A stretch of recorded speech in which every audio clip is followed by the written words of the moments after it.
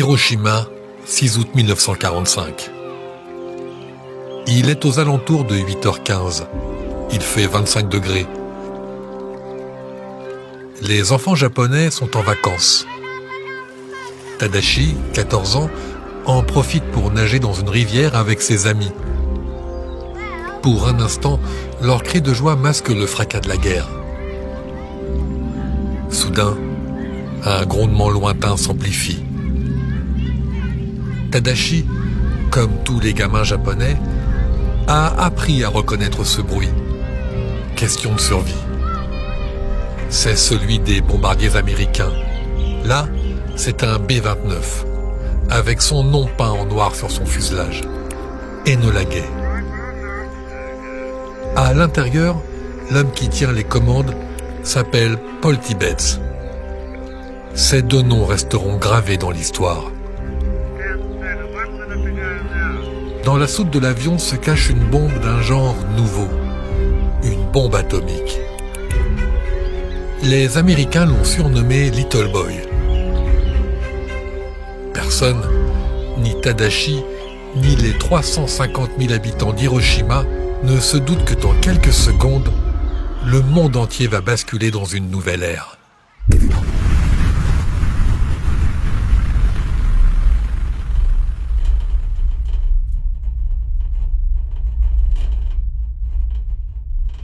Mais revenons quelques heures plus tôt, ce 6 août 1945, sur l'île de Tinian, à 2500 km du Japon. Des soldats américains s'activent autour d'une bombe très spéciale, une bombe atomique. 3 mètres de long, plus de 4 tonnes d'acier et d'explosifs, 64 kilos d'uranium hautement enrichi. Une puissance énorme, l'équivalent de 15 000 tonnes de TNT. Pour bien comprendre, 1 kilo de TNT détruit une voiture. Cette bombe, c'est 15 millions de fois plus. Pour que l'Enola Gay puisse décoller et transporter ce monstre, il a dû être spécialement modifié. Soute allongée, moteur renforcé, même les tourelles ont été retirées, ce qui l'allège de 3,5 tonnes. À bord, l'arme la plus destructrice jamais conçue par l'humanité attend son envol.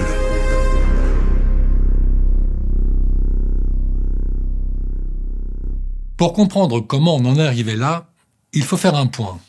En Europe, la guerre est finie, mais pas dans le Pacifique. Là, les Américains font face à une résistance japonaise acharnée. L'état-major nippon est prêt à sacrifier soldats et populations, mais capituler ? Jamais.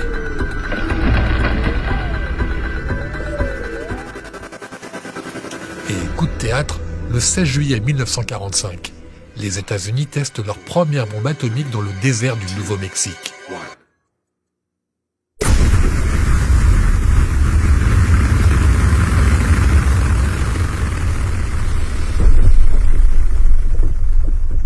Neuf jours plus tard, le président Truman annonce aux Alliés que les États-Unis possèdent cette arme.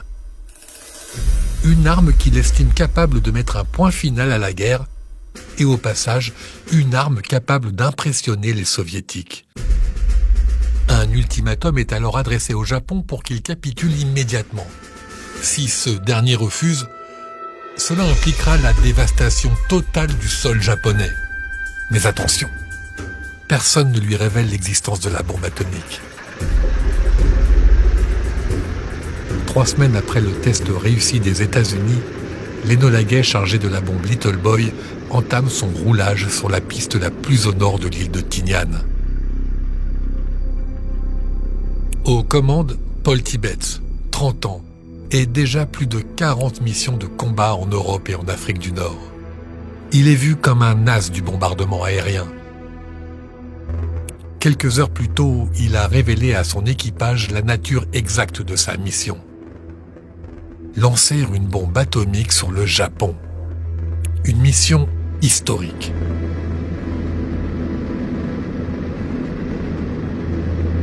top départ.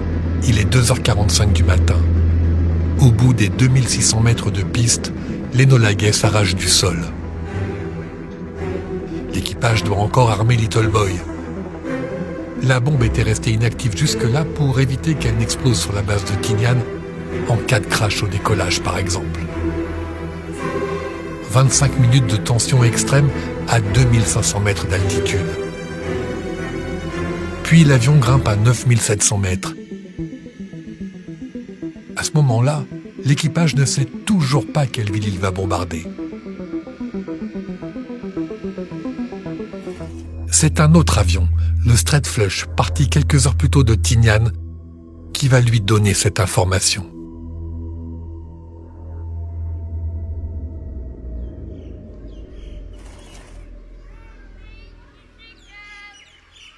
À Hiroshima, à 7h09, une alerte aérienne retentit.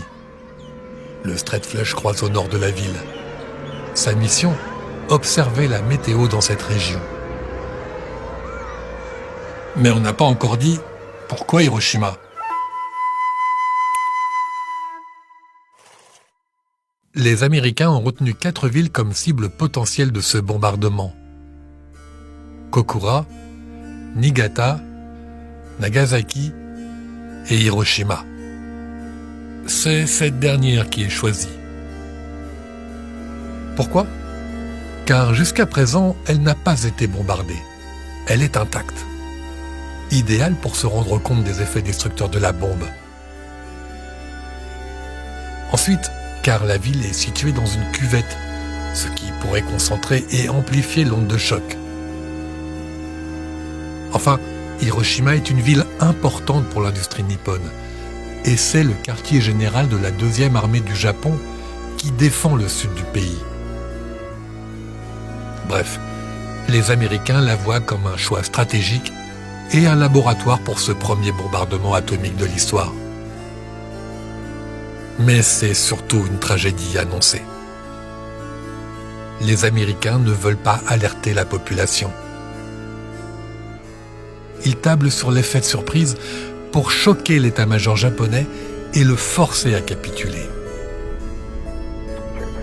Et, il faut le dire, les Américains veulent mesurer à quel point leur bombe est meurtrière.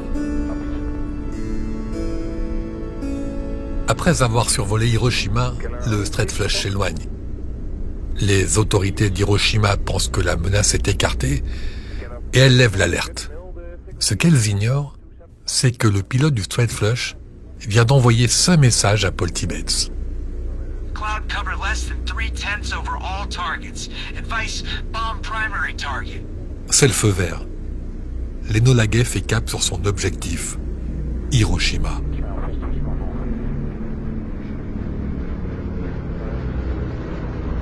Après plus de 5 heures de vol, il arrive à la verticale de la ville. Dans son viseur, le pont en forme de T, le pont Aioi, parfaitement visible depuis le ciel. Paul Tibbets ordonne à ses hommes de mettre leurs lunettes Polaroid, des lunettes spéciales pour protéger les yeux. Il prononce alors l'ordre décisif. Larguez Little Boy. Il est 8h15, le B-29 ouvre sa soute. La bombe entame sa chute vers la ville. Paul Tibbets incline brusquement son B-29 à 155 degrés sur la droite en amorçant une descente rapide. Objectif vital, échapper à l'onde de choc de l'explosion.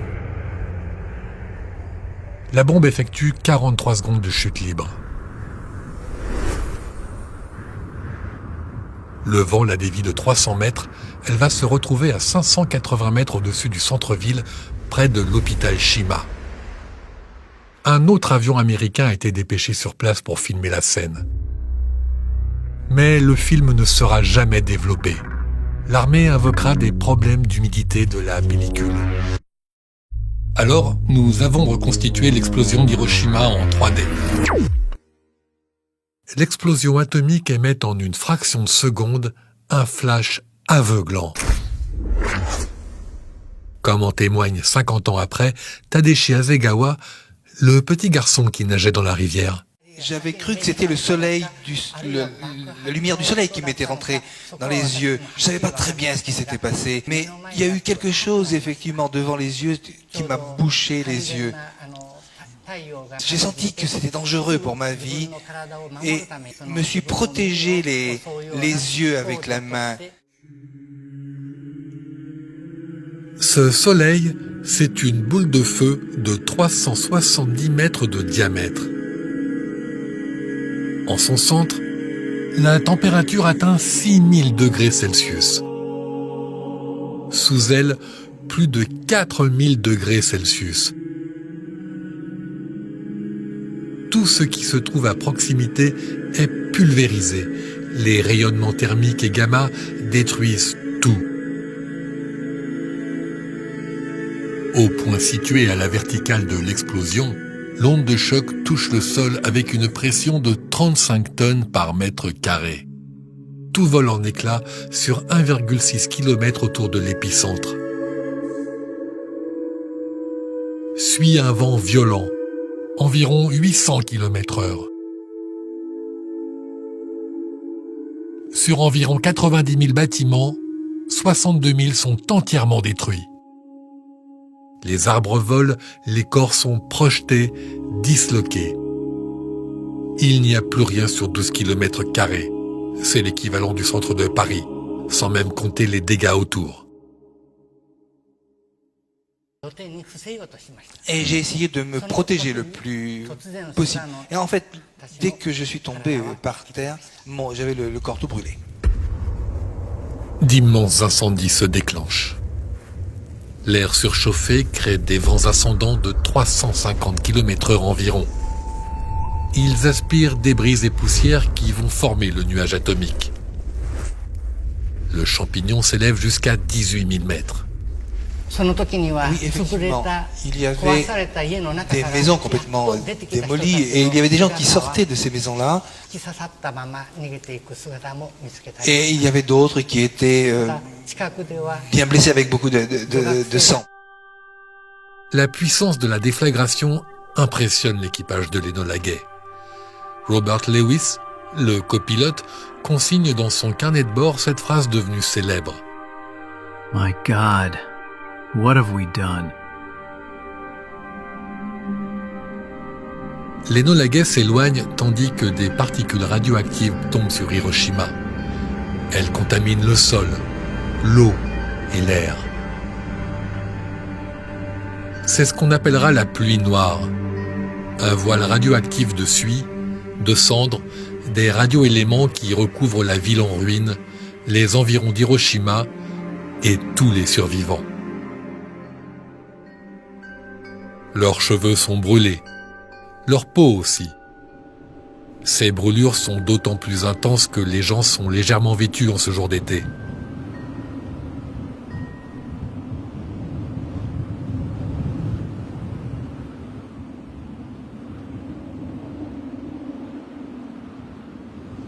Après l'attaque nucléaire, le président Truman s'adresse au monde.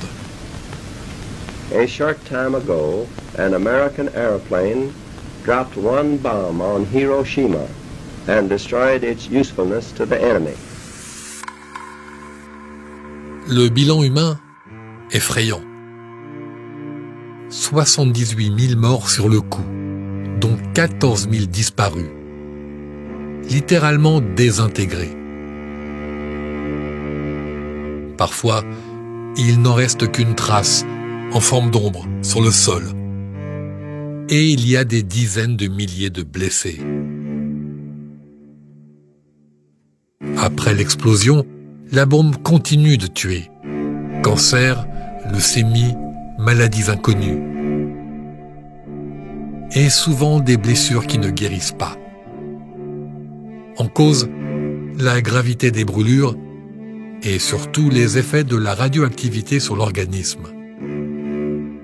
Fin décembre 1945, on estime à 140 000 le nombre de morts. Les survivants, appelés Hibakusha, endurent des souffrances physiques atroces.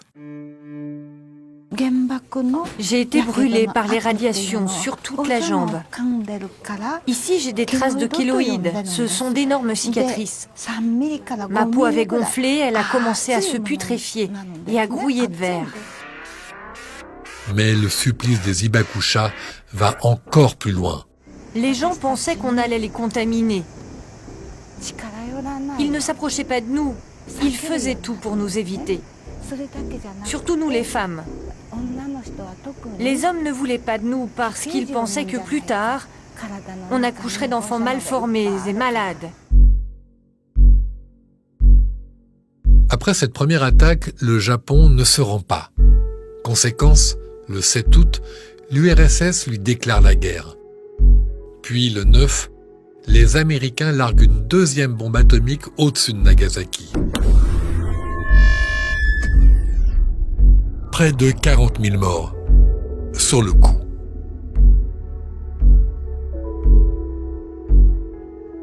C'en est trop. L'empereur Hirohito décide de mettre fin à la guerre le 14 août 1945.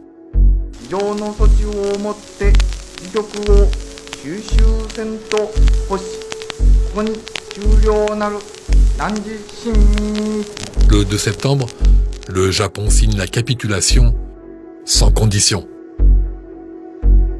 Fin 1945, le bilan des 2 bombardements atomiques sur le Japon s'élevait à plus de 200 000 morts, en grande majorité des civils. Interrogé sur TF1 en 1981, Paul Tibbets, le commandant de l'Enola Gay, n'avait eu, lui, aucune compassion. Au risque de paraître un peu froid, voire désagréable, je dois dire que je n'ai jamais regretté cet acte, même rétrospectivement.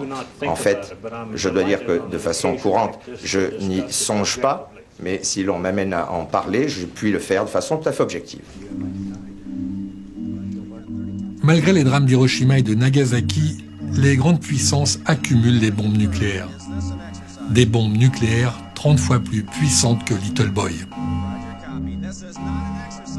En 2025, le stock mondial compte environ 9500 têtes nucléaires, prêtes à l'emploi.